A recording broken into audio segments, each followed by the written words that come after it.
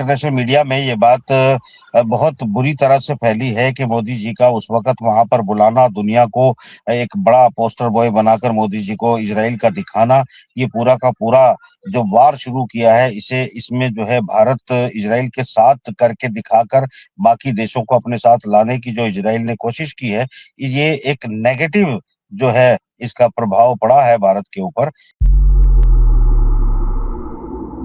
भाई जी, एक बहुत इम्पॉर्टेंट चीज़ ये है कि जिस तरह से प्रधानमंत्री नरेंद्र मोदी अभी तक बिल्कुल शांत रहे, बोले नहीं, लेकिन अब जब वो बोले हैं तो उन्होंने कहा है कि भाई युद्ध जो है वो किसी के लिए ठीक नहीं है।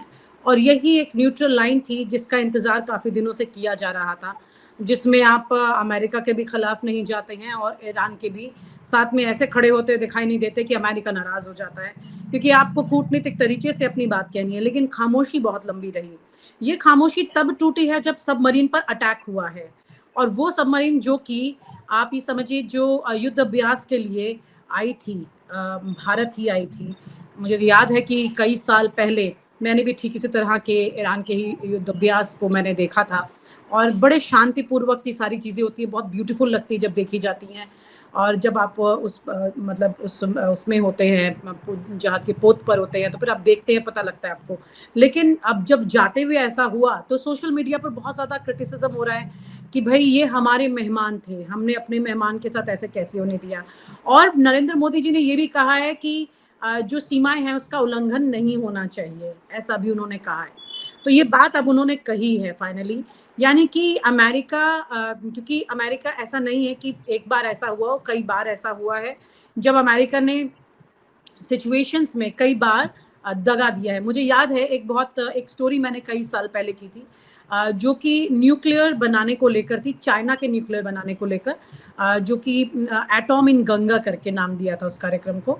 मैं खुद उसके लिए शूट करने भी गई थी। मोरारजी देसाई जी थे जब प्रधानमंत्री, उस ज़माने की स्टोरी थी जो मुझे बाद में इनपुट इसके मिले। और टाइम्स मैगज़ीन ने कई सालों के बाद इस पर खुलासा किया था कि किस तरह से अमेरिका ने भारत का इस्तेमाल करके चाइना की न्यूक्लियर पावर को जानने के लिए नंदा देवी जो चोटी है उस पर, और नंदा देवी कोट जो दूसरी चोटी है उस पर डिवाइस रखवाए गए थे। अफसोस मुझे इस पूरी खबर को करते हुए ये हुआ था कि इसमें ये पता चला कि वो जो डिवाइस रखवाए जा रहे थे, तो ये तो पता था यहाँ पर दिल्ली में मोरारजी देसाई जी को कि ये एक ऑपरेशन चल रहा है, इसका नाम था ऑपरेशन हैट, ये ऑपरेशन चल रहा है, ये तो मालूम था।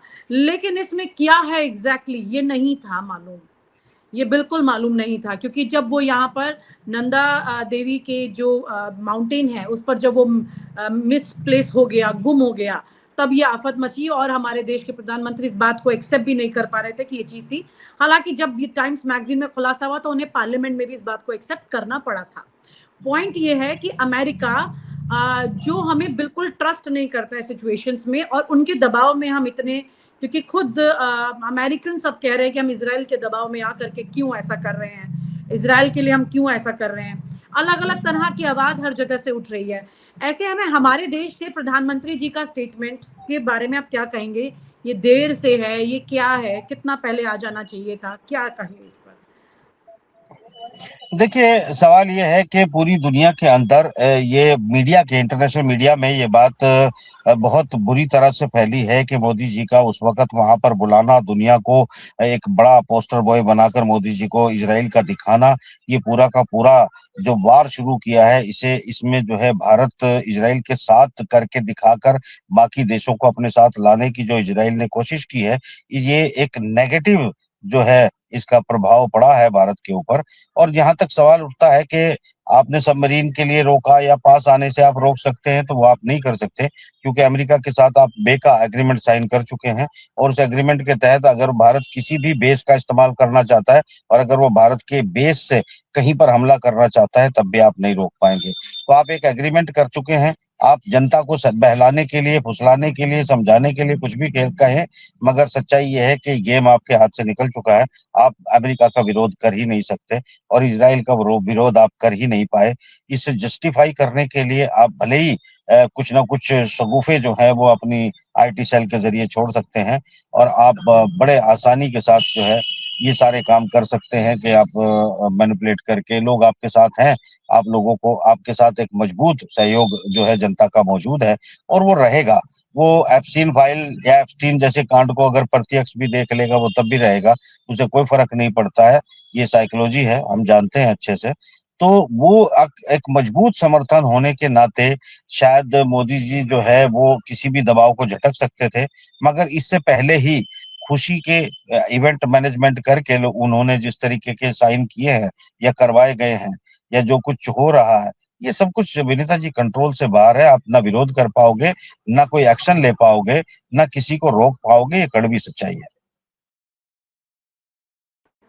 तो क्या इस सिचुएशन में मोदी जी कूटनीतिक तौर पर फंसे हुए हैं या स्मार्ट प्ले कर रहे हैं? क्योंकि यहाँ पर आपको रिश्ते ईरान के साथ भी उतने खराब नहीं करने जिस स्थिति पर आ गई हैं चीजें। आप ईरान के साथ तो क्या, आपको अपने खुद के साथ भी रिश्ते खराब करने पड़ जाएंगे अगर नेतन्याहू चाहेंगे। यही इतने पूरे एपिसोड में मैंने यही बताने की कोशिश की है।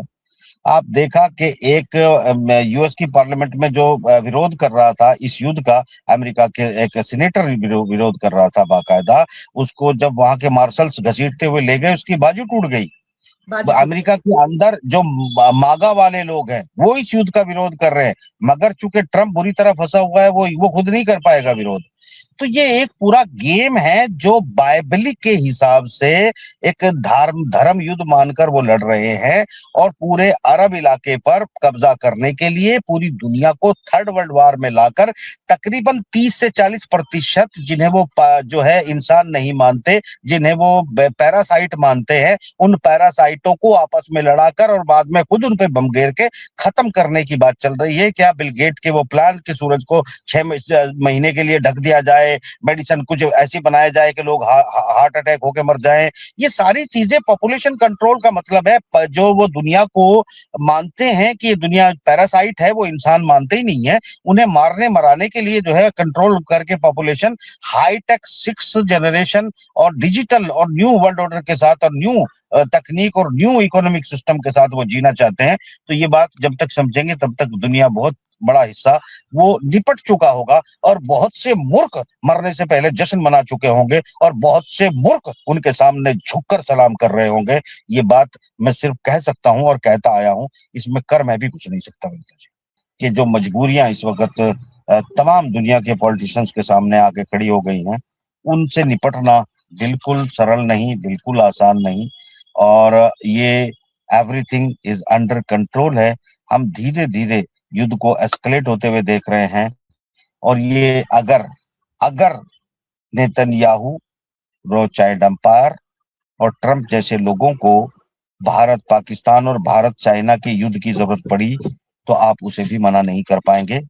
सच कहूं तो आपकी हैसियत ही नहीं है। और आप हमसे जुड़े रहने के लिए सब्सक्राइब करें YouTube पर, फॉलो करें ट्विटर पर और लाइक करें Facebook पर। और ज्यादा जानकारी के लिए आपको टाइप करना होगा सिर्फ न्यूज नशा।